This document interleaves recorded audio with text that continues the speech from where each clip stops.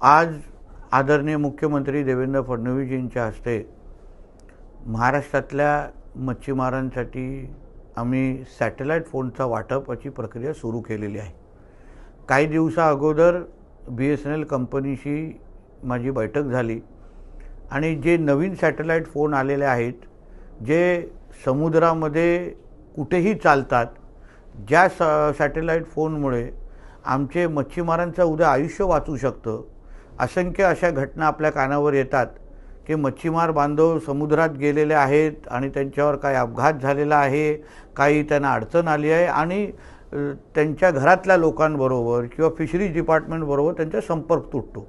आता ह्याच्यावरच तोडगा म्हणून BSNL जे केंद्र सरकारची कंपनी आहे, त्यांनी एक सॅटेलाईट फोन मार्केटमध्ये आणलेला आहे।